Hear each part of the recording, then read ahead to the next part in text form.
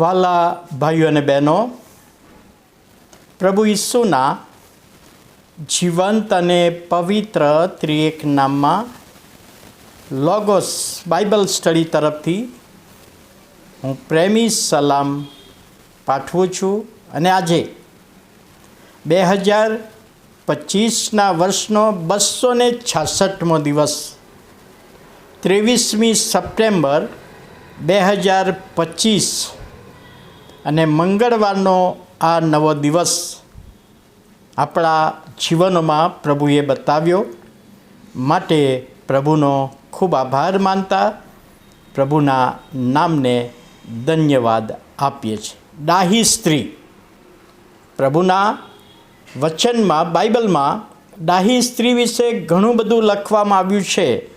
એમાં નીતિવચનનું પુસ્તક તેનો 14મો અધ્યાય અને 1લી કલમ દરેક ડાહી સ્ત્રી પોતાના ઘરની આબાદી વધારે છે.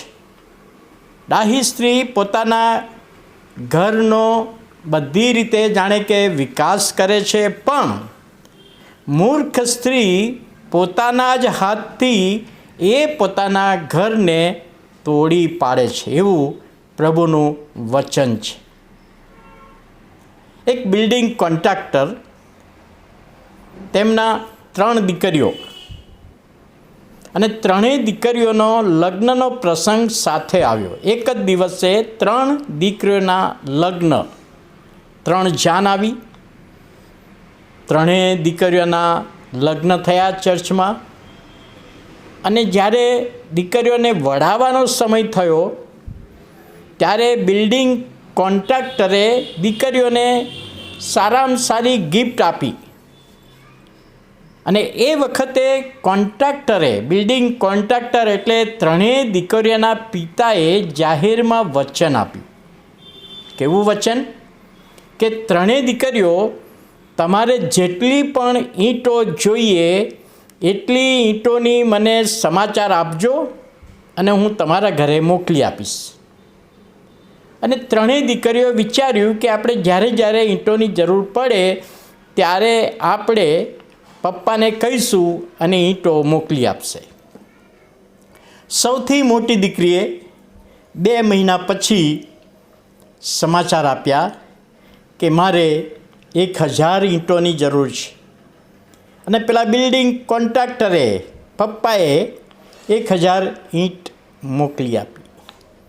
થોડા સમય પછી બીજા નંબરની દીકરીએ સમાચાર મોકલ્યા કે મારે 1000 ઈંટ જોઈએ છે. અને એને પણ 1000 ઈંટ મોકલી આપી. ત્રીજી સૌથી નાની, એણે કહ્યું કે મારે 5000 ઈંટ જોઈએ છે. અને પેલા કોન્ટ્રાક્ટરે, પિતાએ એને 5000 ઈંટ મોકલી આપી.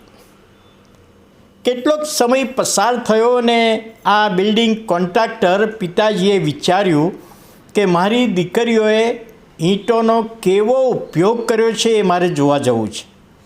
સૌથી મોટી દીકરીના ઘરે પહેલાં ગયા. દીકરી, તે 1000 ઈંટ માગી હતી ને મેં તને મોકલી તો તે શું ઉપયોગ કર્યો? અને મોટી દીકરીએ કહ્યું કે પપ્પા, તમારી ઈંટો મને બહુ જ કામમાં આવી. મારી સાસુ જો કશુંક મને એક શબ્દ બોલે તો 1 ઈંટ છૂટી મારું છું.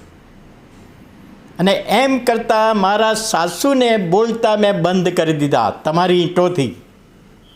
મારા માટે તો બહુ જ ફાયદો થઈ ગયો. બીજી દીકરીના ત્યાં ગયા અને બાપે કહ્યું કે મેં તને 1000 ઈંટ તે માગી એ પ્રમાણે મોકલી તો તે એનો શું ઉપયોગ કર્યો? અરે પપ્પા, તમારી ઈંટો તો બહુ જ કામમાં આવી. મારી નણંદ મહિનામાં 3 વખત મારા ઘરે આવે, સગા સંબંધીઓ આવે, એટલે મેં એ ઈંટોથી દિવાલ રચી અને કહ્યું કે મારા ઘરમાં કોઈ જોઈએ નહીં. અને સૌથી નાની દીકરી, એના ઘરે એ ગયા. દીકરી, તે 5000 ઈંટ માગી અને મેં તને 5000 ઈંટ આપી તો એ ઈંટનો તે શું ઉપયોગ કર્યો? અને કહે છે, પપ્પા તમારી ઈંટો બહુ કામમાં આવી.